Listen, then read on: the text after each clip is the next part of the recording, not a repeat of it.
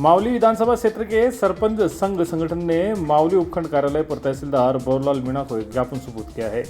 ज्ञापन में बताया गया कि क्षेत्र के कई स्कूल, आंगनबाड़ी, स्वास्थ्य केंद्र के भवन कितने ही सालों से जर्जर अवस्था में, जिनकी जल्द से जल्द मरम्मत कराई जाए और सरकार को स्कूलों के लिए अलग से बजट जारी करना चाहिए।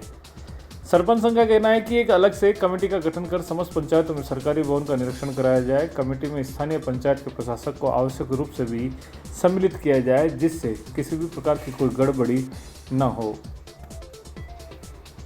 आज पहले तो ये कि झालावाड़ की जो स्कूल में जो हादसा हुआ और 7 बच्चों की वहीं एट द स्पॉट स्कूल में डेथ हो गई और कई सारे बच्चे घायल हो गए, ये स्थिति सिर्फ झालावाड़ की नहीं, ये पूरे राजस्थान में यही स्थिति है। क्योंकि स्टार्टिंग में जो स्कूल की जो प्राइमरी स्कूल जहाँ चलते थे, उसी स्कूल का कमनोत्तर होते हुए वो स्कूल सेकेंडरी बने, सेकेंडरी से सीनियर सेकेंडरी बने, लेकिन बिल्डिंग वो की वही 50 साल पुरानी बिल्डिंग में आज भी बच्चे पढ़ रहे हैं।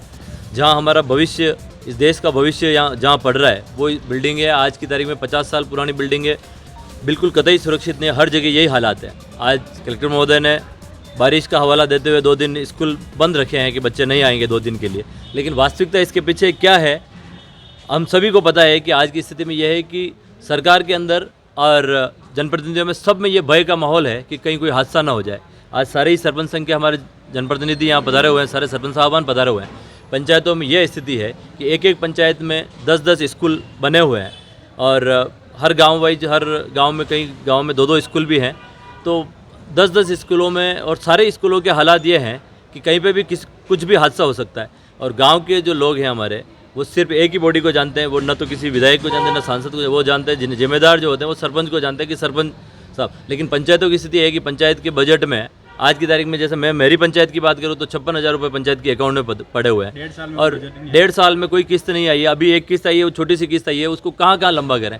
तो सरकार को हमारे तो आज जो ज्ञापन दिया है उसका मुख्य जो कारण है वो यही है कि सरकार को इस विषय की गंभीरता को समझा जाए और पूरा जो एक भयावह माहौल बना हुआ है, क्योंकि पूरे राजस्थान में स्कूलों की स्थिति यह है और पेरेंट्स और गांव वाले सभी लोग चिंतित हैं कि स्कूल के ऐसे हालात हैं। तो ऐसे में जनप्रतिनिधियों का ये पहला कर्तव्य है कि उसके लिए हम लोग कुछ करें। लेकिन सरकार से हमारी यही मांग है कि स्कूलों के लिए एक अलग से बजट जारी किया जाए। शिक्षा विभाग को बजट नहीं दे रही। अभी हमने शिक्षा मंत्री के भी जो उनकी स्पीच भी सुनी, हम लोगों ने देखा कि वो भी अपना हाथ खड़े कर रहे हैं। तो इस प्रकार से जिम्मेदार यदि भागेंगे जिम्मेदारी से तो जनता को जवाब कौन देगा।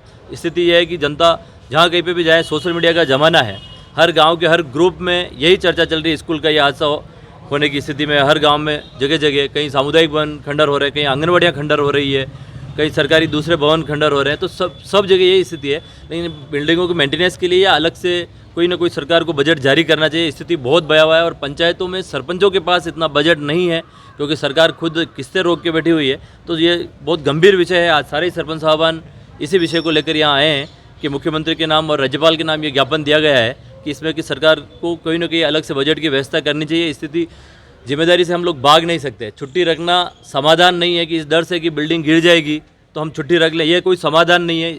समाधान ये है कि हम लोग जिम्मेदारी लेवें। और आज की जो स्थिति, आज चारों तरफ, एक तरफ हम लोग कहते हैं कि हमारा भविष्य है, बच्चे जो स्कूलों में पढ़ रहे हैं वो हमारा भविष्य है, लेकिन हमारा भविष्य सुरक्षित नहीं है तो देश कैसे सुरक्षित रहेगा, गांव कैसे सुरक्षित रहेगा। इसलिए जिम्मेदार जो हैं वो आगे आएँ और इसके लिए कोई ना कोई स्पेशल बजट की व्यवस्था की जाए। और तो सिर्फ कोई कमेटी बना दी जाए। और अभी जो सरकार का चल रहा है कि हम लोग कमेटी बना दी गई है और सर्वे चल रहा है कहाँ कहाँ बिल्डिंग है। अरे सर्वे तो हम सबको पता है कि क्या स्थिति है बिल्डिंगों की, लेकिन उसके लिए कोई ना कोई बजट की जो है घोषणा की जाए और एक मामूली से बजट में कोई गाइडलाइन तय हो जाए कि 50,000 में पूरी बिल्डिंग का मेंटेनेंस हो जाए। तो 10-10 कमरों, 15-15 कमरों की स्कूलों में 50,000, 1 लाख में मेंटेनेंस होने वाला नहीं है। इसकी गंभीरता से इस विषय को लिया जाए और एक जो आपदा की जो स्थिति बनी हुई है, इस आपदा की स्थिति को निपटने के लिए एक अलग से बजट जारी किया जाए और उस पर गंभीरता से विचार किया जाए। इसी विषय को लेकर हम लोग यहाँ आए हैं और ये जो ज्ञापन देने का मकसद है, आज सरपंच यहाँ पर सारे ही खड़े हुए हैं लेकिन हमारे पास बजट नहीं है। गांव में हम लोगों को, जनता को जवाब देना पड़ता है क्योंकि सरपंच एक पहली बॉडी है जो जनता के प्रति जवाबदेह है। हम लोगों को वहाँ पे जवाब देना पड़ता है। इसी विषय को लेकर आज हमारी बैठक भी हुई और इसी बैठक को लेकर हम लोगों ने ज्ञापन भी दिया। और जो 7 बच्चे झालावाड़ में जो घटना हुई उसको श्रद्धांजलि, उन बच्चों को श्रद्धांजलि भी हम लोगों ने दी। ये विषय बहुत गंभीर विषय है, इस ओर सरकार को बिल्कुल सजगता से लेना चाहिए। और मैं तो समझता हूँ कि लोकसभा चल रही है, अभी लोकसभा में भी इस ओर विचार करना चाहिए कि और सिर्फ राजस्थान में ही नहीं या हमारे गाँवों में ही नहीं, सब जगह यही हालात है सरकारी बिल्डिंगों के। तो इस पर गंभीरता से विचार किया जाए, अलग से बजट जारी किया जाए। ये खंडर कितने टाइम से थे इसको लिए? हाँ, आप भी जानते हैं कि कई सारी स्कूल तो आज़ादी के साथ साथ स्कूलें बनी थी। 1947 की बिल्डिंगें भी है जहाँ अभी भी अध्यापक पढ़ा रहे हैं। कुछ और जगह पे तो 4-5 साल पहले बनी, उनके देखिए भी ये प्लास्टर वगैरह गिरे नहीं हुए हैं। बिल्कुल ये स्थिति में ये जो ठेकेदारी व्यवस्था जो पूरे देश में चल रही है, इसमें और मुख्य जिम्मेदार यही है कि कहीं ना कहीं हम लोग ठेकेदारी व्यवस्था के भरोसे ये सारी चीज़ें चलती है। तो कई नई बिल्डिंगों में भी है, लेकिन वास्तविकता ये है कि अभी एक बड़ा हास्यास्पद स्थिति हुई कि कुछ टीचर को सस्पेंड कर दिया गया। टीचर कहाँ जाएगा? मैं तो अध्यापकों के बारे में भी बात करूंगा कि अध्यापक को आप जिम्मेदार ठहराते हो कि भाई उन्होंने ध्यान नहीं रखा। अध्यापक के पास कहाँ से बजट आएगा? वो कहाँ से, स्कूल यदि क्षतिग्रस्त है, बिल्डिंग जर्जर अवस्था में है, तो अध्यापक की मजबूरी है, वो क्या करेगा? कहीं ना कहीं तो बच्चों को पढ़ाएगा। आज हम मेरे साथ नोएडा के सरपंच साहब खड़े हैं, टेंट में, प्राइमरी स्कूल इनका टेंट में चल रहा है। 3 साल तो से दे रहे हैं बेचारे। टेंट में पढ़ाया जा रहा है। तो मतलब ये बहुत गंभीर विषय है। इस और मतलब इसके लिए कोई किसी एक अध्यापक को या किसी स्टाफ को जिम्मेदार नहीं ठहराया जा सकता, नहीं किसी एक जनप्रतिनिधि को जिम्मेदार ठहराया जा सकता, लेकिन पूरी की पूरी सरकार इस और चिंतन करना बहुत ज़रूरी है। हम लोग, मैं विद्यार्थी परिषद का कार्यकर्ता हूँ, हम लोगों ने शुरू से एक नारा लगाया कि स्टूडेंट पावर नेशन पावर, छात्र शक्ति देश की शक्ति, राष्ट्र शक्ति, छात्र शक्ति राष्ट्र शक्ति।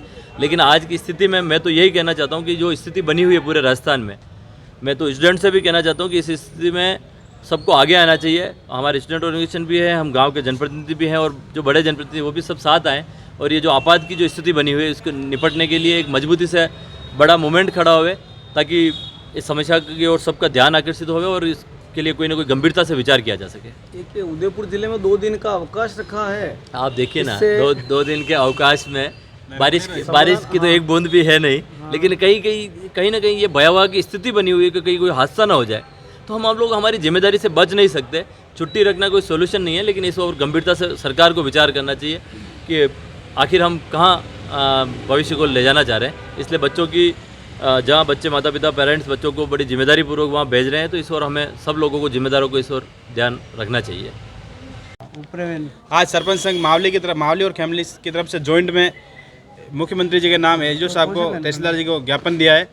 पूरे मावली विधानसभा क्षेत्र में, इवन दैट पूरे राजस्थान में हो रहा है, लेकिन मावली की समस्या हम उठा रहे हैं। स्कूलें सारी की सारी जर्जर हो रही है, आंगनवाड़ी बिल्कुल जर्जर हो रही है, आंगनवाड़ी उप स्वास्थ्य केंद्र हो रहे हैं, पुराने जो सामुदायिक भवन हैं वो सारे जर्जर हो रहे हैं। कोई सुनने वाला नहीं है, कोई अलग से कोई बजट है नहीं, रोडें नहीं हो तो चलो यही से, लेकिन मूलभूत ये 2000 जैसे अभी झालावाड़ की घटना ही है, उससे अपने को सबक लेते हुए जितनी भी ये सारी बिल्डिंगें जर्जर हो रही है, इनको सही करवाने के लिए सरकार को अलग से बजट का प्रावधान करनी है। अब सब सरपंचों के ऊपर पड़े। लोग तो देखते हैं यार सरपंच काम नहीं करा रहा है। मैं आपको बता दूं 2020-21 में कोरोना था, 20-21 में कोई किस्तें आई नहीं, 21 में शायद 1 किस्त आई थी। अभी सरकार वापस चेंज हुए, 1.5 साल हो गया, अभी 10-12 लाख एवरेज पंचायतों में किस्तें आई है 1.5 साल से। तो 10-12 लाख को सरपंच कहाँ लंबे करेंगे उसको। तो मेरा सरकार से ही निवेदन है कि जो भी बिल्डिंगें जर्जर हो रही हैं उनके लिए अलग से बजट का प्रावधान करे और प्रॉपर उनके मॉनिटरिंग करके काम करें। यूनिक वाला लिपापोती हो जाए उससे कोई मतलब नहीं है। कहीं ऐसी स्थिति हो रही है, कहीं स्कूलों में जैसे 5वीं कोई बिल्डिंग है उसमें 3 कमरे, तीनों के तीनों उसको तोड़ रहे हैं। तो जब तक नए बनने, अभी क्या पता साल भर में बने, 1.5 साल में बने, उसके लिए अलग से वैकल्पिक व्यवस्था भी की जाए। बच्चों को कहाँ बढ़ाएगा, टीन शेड की व्यवस्था है, जैसा भी है, और प्रॉपर मॉनिटरिंग करके इस काम को कराना चाहिए। यही है बस।